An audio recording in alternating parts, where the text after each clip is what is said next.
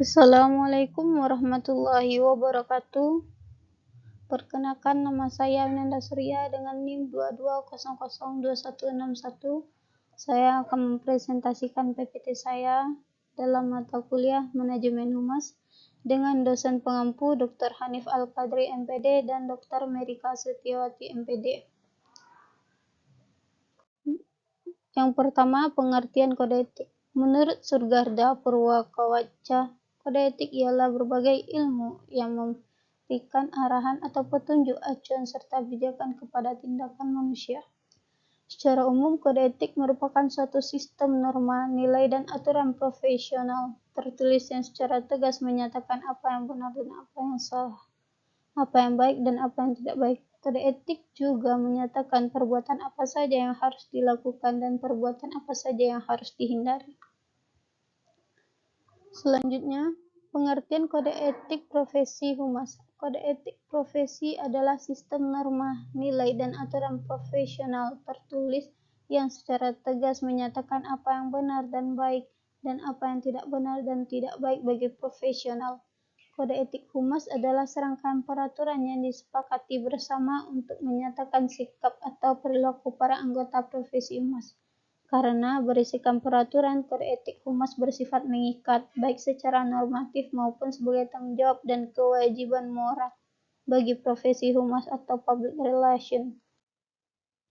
Selanjutnya, fungsi dari kode etik. Menurut Gibson dan Michael 1945, fungsi dari kode etik adalah sebagai pedoman atau perlindungan dalam pelaksanaan tugas profesional dan pedoman bagi masyarakat sebagai seorang profesional.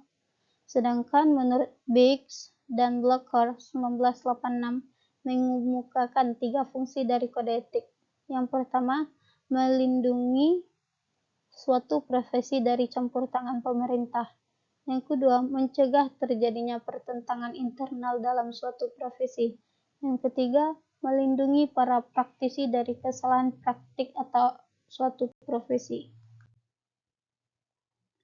Selanjutnya, etika praktisi public relation. Sebagai seorang profesional praktisi PR harus memegang teguh etika yang melekat. Yang A. Menjadi komunikator yang baik untuk publik eksternal dan internal. B. Kejujuran sebagai landasan utama. C. Menunjukkan kepada bawahan dan karyawan lain sebagai sense of belongs dan sense of want kepada organisasi. D. Menjaga etika komunikasi dan interaksi.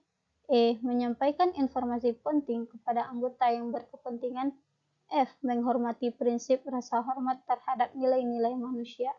G. Menguasai teknik dan cara pengulangan kasus sehingga dapat memberikan keputusan dan pertimbangan secara bijaksana. H. Mengenal batas-batas berdasarkan moralitas profesi. I. Penuh dedikasi. Dan J. Menaati kode etik PR. Selanjutnya, Perhumas Indonesia. Persatuan Hubungan Masyarakat Indonesia. Anggota Perhumas harus 1. Memiliki dan menerapkan standar moral serta reputasi setinggi mungkin dalam menjalankan profesi kehumasan. 2. Berperan secara nyata dan sungguh-sungguh dalam upaya memasyarakatkan kepentingan Indonesia. 3. Menumbuhkan dan mengembangkan hubungan antara warga negara Indonesia yang serasi dan selaras demi terwujudnya persatuan dan kesatuan bangsa. Selanjutnya, Etik International Public Relation Association (IPRA). Bentuk kode etik public relation tingkat internasional yaitu Kode Etik International Public Relation Association. Kode etik yang dirumuskan oleh IPRA disahkan pada tahun 2011 dan merupakan bentuk penegasan etika profesional dari anggota IPRA dan direkomendasikan kepada praktisi public relation di seluruh dunia. Kode etik ini merupakan penyempurnaan dari Code of Venice tahun 1961, Code of Athens tahun 1965, dan Code of Brussels tahun 2007. Tujuannya adalah untuk menciptakan pembangunan profesional dan kesempatan bagi public relation global.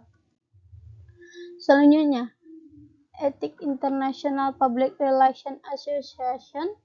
Dalam tindakannya, praktisi public relation harus: yang pertama, ketaatan, menaati prinsip dalam piagam PBB dan Deklarasi Universal Hak Asasi Manusia. Yang kedua, integritas, bertindak secara jujur dengan penuh integritas setiap saat untuk meyakinkan dan mempertahankan kepercayaan mereka dengan siapa saja praktisi berhubungan. 3. Dialog, berusaha membentuk moral, kultural, dan intelektual untuk melakukan dialog dan mengakui hak semua pihak yang terlibat untuk mengemukakan pendapatnya. 4. Keterbukaan, berlaku jujur dan terbuka dalam mengungkapkan nama, organisasi, dan kepentingan yang diwakili. 5. Konflik menghindari konflik kepentingan dan mengungkapkan konflik tersebut pada pihak-pihak yang terkait jika diperlukan. 6. Kerahasiaan, menjaga kerahasiaan informasi yang diberikan kepada mereka. 7. Ketepatan, melakukan langkah-langkah yang wajar untuk meyakinkan kebenaran dan ketepatan dari semua informasi yang diberikan. 8. Kebohongan, mengupayakan dengan segala cara untuk tidak menyampaikan berita yang salah atau menyesatkan, melakukan secara hati-hati untuk menghindari hal tersebut dan memperbaiki secepatnya jika terdapat kesalahan. 9. Penipuan, dilarang mendapatkan informasi dengan cara menipu atau tidak jujur. Yang ke-10, pengungkapan, dilarang untuk membentuk atau menggunakan organisasi apapun sebagai suatu wahana terbuka yang sebenarnya mengandung kepentingan tersembunyi. Selanjutnya, yang ke-11, keuntungan, dilarang manual dokumen kepada pihak ketiga, salinan dokumen yang diperoleh dari pejabat publik. Yang ke-12, remunerasi, dalam memberikan jasa profesional, dilarang menerima imbalan dalam bentuk apapun yang berkaitan dengan jasa dari seseorang, selain dari pihak yang terkait. Yang ketiga, pembujukan, dilarang baik secara langsung atau tidak langsung menawarkan atau memberikan imbalan dalam bentuk uang atau yang lain kepada pejabat pemerintah atau media atau pihak lain yang berkepentingan. 14. Pengaruh, dilarang menawarkan atau melakukan tindakan yang bertentangan dengan hukum atau hal yang dapat mempengaruhi pejabat publik, media, dan pihak lain yang berkepentingan. Yang ke-15, persaingan, dilarang melakukan hal-hal yang secara sengaja untuk merusak reputasi praktisi yang lain. Selanjutnya, 16. Pemburuan, dilarang mengambil klien dari praktisi lain dengan cara yang tidak jujur. 17. Pekerjaan, ketika memperkerjakan seseorang dari pejabat publik atau pesaing perlu memperhatikan aturan dan kerahasiaan yang disyaratkan oleh organisasi tersebut.